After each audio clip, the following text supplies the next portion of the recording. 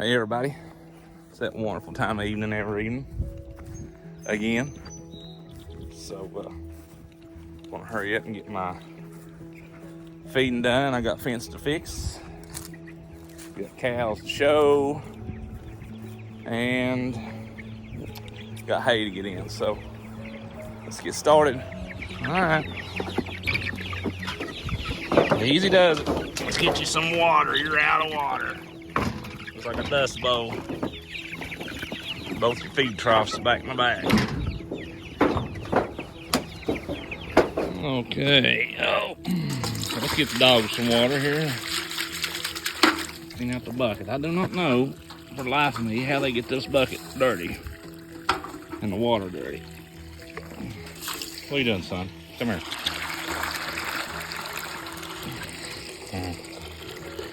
Get you a drink of that good cold water. I hit the spot. Yep. Oh, you're getting it all over me. Okay.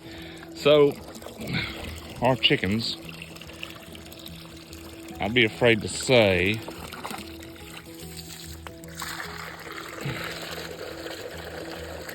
but our chickens are consuming a lot of water. Of course, it's summertime. So, I have incorporated, let's just say, I have incorporated a larger water that I keep them busy with this so I can get everything else filled up. Crazy. It's like a bunch of piranhas.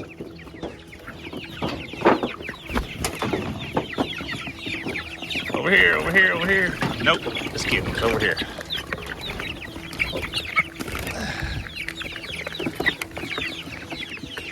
Now, while they're fighting with that,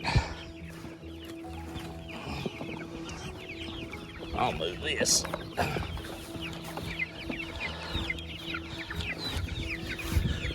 All right, so we added this. It won't stay full long enough to even full with cleaning out. They'll have it empty and dirty. So anyway, got clean fresh water in it. I'll finish filling it up. I'll refill our other water, and then I'll lay the feed to them. All right, so a little size comparison.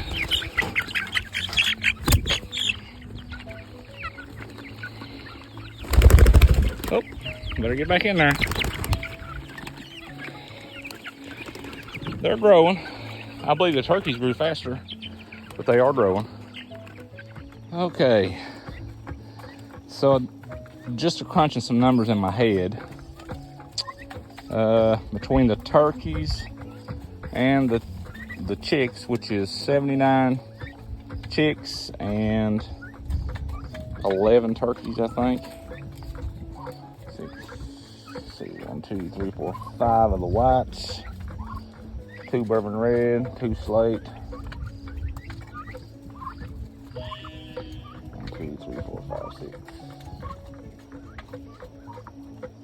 7, 8, 9, 10, 11. Yeah, it's 11. I'm sorry. So the math ain't working out. Looks like we got 6 of the whites, 2 of the bourbon red, 2 of the slates, and 1 bronze.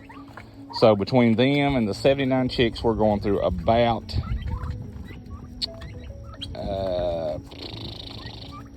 100 pound, roughly 80 to 100 pound of meat bird feed in a week's time.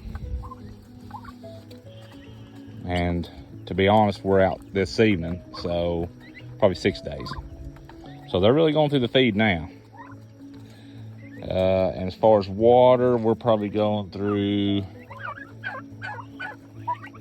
2 to 3 gallon a day on the turkeys, and the chicks probably close to 5 gallon in a day's time. So.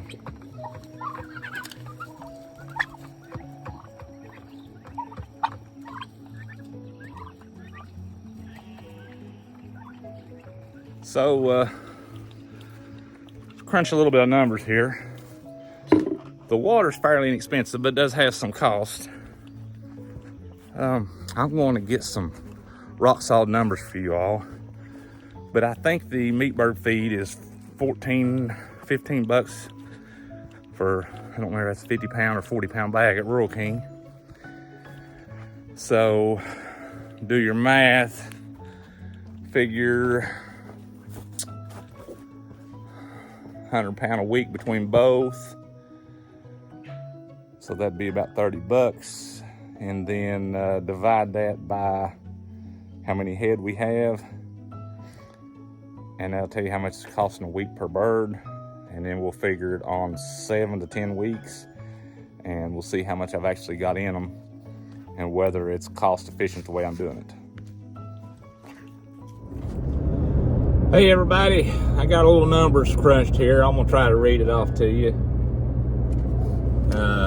Well, recite it somewhat. Okay, on our chicks, the Cornish cross, we end up with 79. So I'm only counting the 79 that we have. I'm not counting the ones that we've lost. That's just lost money. So we got 79 chicks. I give $2 per chick. Had to buy 100 to get that price. Bought them from Myers. So $2 per bird. That gives the total cost of what I got living at $158. Okay. So we're going to try to butcher it 8 weeks. It might go 10 weeks or 9 because the end of the month will make 8 weeks. And I'm estimating between what we have already went through and what we're yet to go through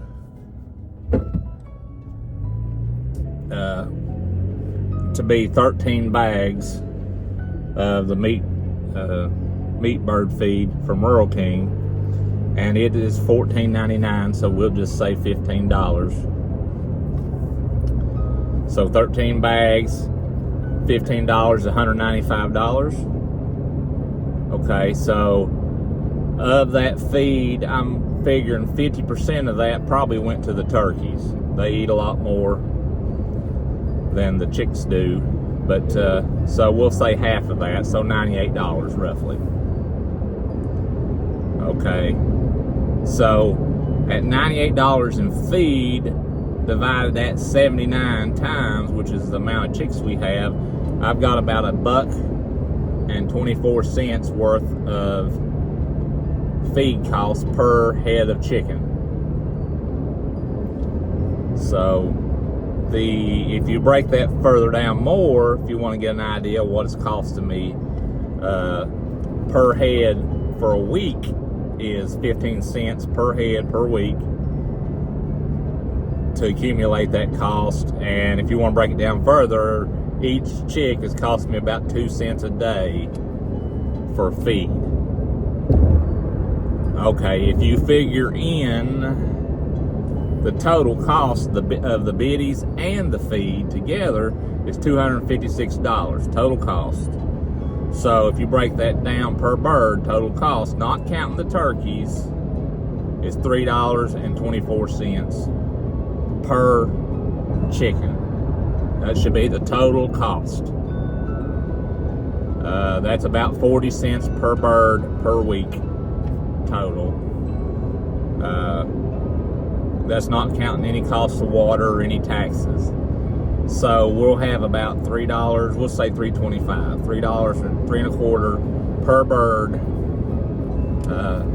in the end, which, you know, is it's considerably under what you would give for it at Walmart or somewhere, plus you know what you're getting. So we'll have a freezer full of antibiotic, steroid-free chicken that we raised right there, and the same with the turkeys, but I'll have to figure the cost on the turkeys separate. I wish that had I had it to do over, I would have split the feed up and kept closer track on it so that I could give you exact numbers of what the turkeys costed and exact of what the chickens costed. So it's not a real accurate numbers. I may be totally off on it, but I'm comfortable saying that I feel like this is what it's costing. Well, everybody, I see where the cow's getting out. One of the places, I fixed one already. that we got good fence, good fence, good fence, good fence, good fence, and starts getting kind of bad. And we go right over here, and there's no fence from here.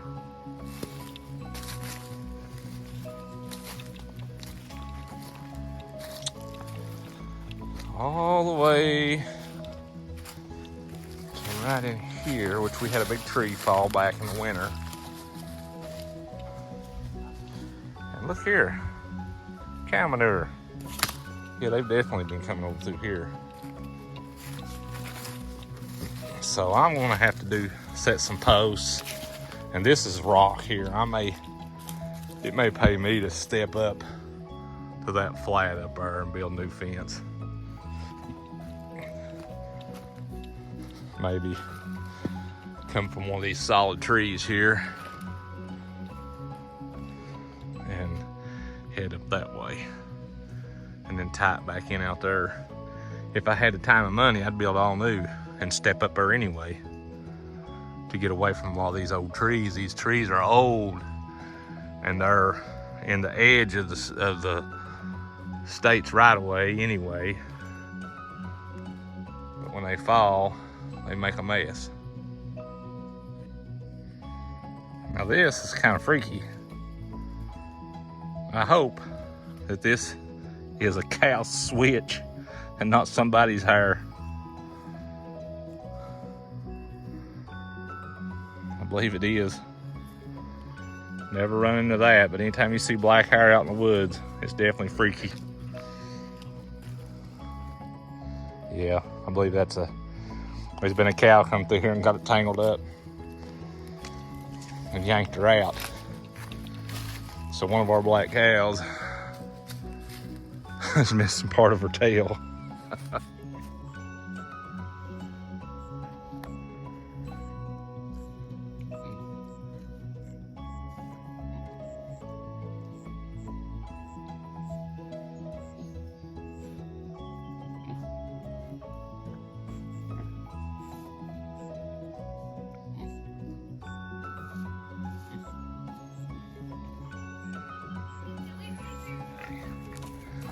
Now, I give you bread. Let's see your mammary glands there. Oh yeah. A little springy in the back, not too bad yet. Definitely got milk on her though. Won't be long. Will it, girl? Won't be long. So we'll have baby pigs running around. And then big letter B, she'll be coming fresh here before long too. I'll go get some video of that. Definitely get milk on her. Ain't gonna be long. That's why we got her put up here, to keep the other hogs from giving her any troubles. That's right, girl, eat up.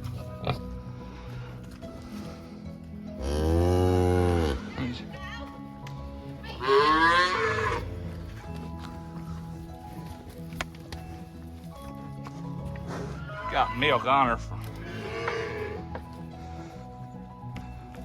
Gonna be close. Yeah, we'll get down there and eat. Hey everybody.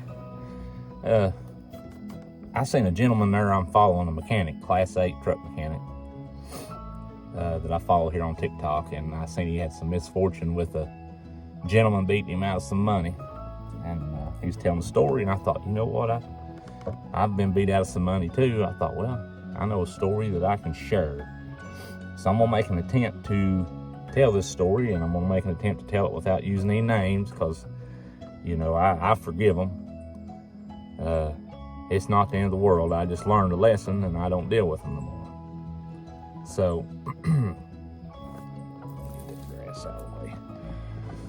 So, I worked a normal job, and then I was trying to get ahead a little bit, so I would work some on the side. We called it moonlighting, side work, whatever you want to call it. But so this was Thanksgiving. my normal job, I had got off work before Thanksgiving. I think it was the day before Thanksgiving, but they'd give us like a day or two off there. And this gentleman had got my number, hauling coal, wanted me to work on his truck. And I said, well, I really can't. I said, it's Thanksgiving and I've got a lot going on. Oh, he said, I got to have you. I said, I can't. So then anyway, he had a partner. It was his sister. And she had tried to call my house number and got a hold of my wife. And she told her, said, we really need to get this truck going and all this other stuff. And so my wife told me, said, maybe we should try to help him.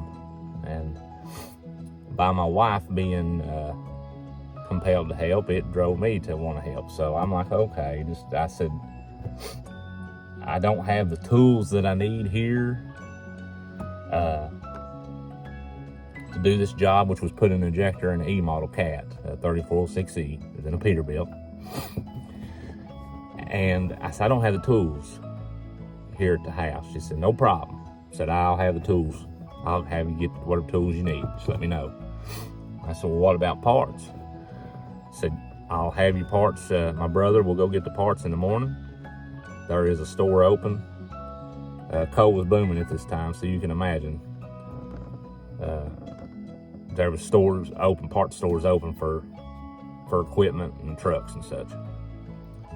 So I got directions to their garage, which was probably an hour drive from where I lived. So I got up before daylight, and this is before GPS. Well, GPS probably just came on the scene, but I didn't have it. So I was just following directions in the dark, trying to find this garage, and I finally get there. I said, this is it. And the parts are supposed to be there, and I go in, and the brother is sitting there by the stove and hadn't went and got the parts, hadn't got the tooling, but he said, I'm getting ready to go right now. I said, okay. So he leaves, and I decided to do all that I could do without the tools and the parts to try to hurry the job along. So I get all that I can do done. I'm still waiting on him, so I go sit in the truck and get me a cat nap. Like 2 hours later or something, he shows back up. So I go ripping in a turn, it was an injector, put an injector in that E-model, run overhead on a second truck, just trying to, no, it's just one truck, I'm sorry. Run overhead on it and put an injector in on the one truck. And trying to hurry along. So I get done, and he says to me, okay, he said, what's the damage? And I was thinking, man, I said, how about $300? Now this is me driving an hour to him on the day before Thanksgiving, turn it down, put an injector in, adjust all the valves, $300. He said, oh, Lord, no. He said, that's too high. He said, do you know how much that is an hour or what time he's working and blah, blah. I said, yeah. I said, it's the day before Thanksgiving, man. I had plans. I said, I'm just trying to help you out. He said, oh, no, that's too high. I said, well, he said, how about 200? And I started getting aggravated, I said, 200. I said, listen, how about 250? I'll meet you in the middle. Oh, no. He said, that's too high. He said, that's crazy. I said, I tell you what, just give me the money. Give me the 200 and I'll be done and go home. So he wrote the check out for $200, give me the money. And that ain't the worst of it.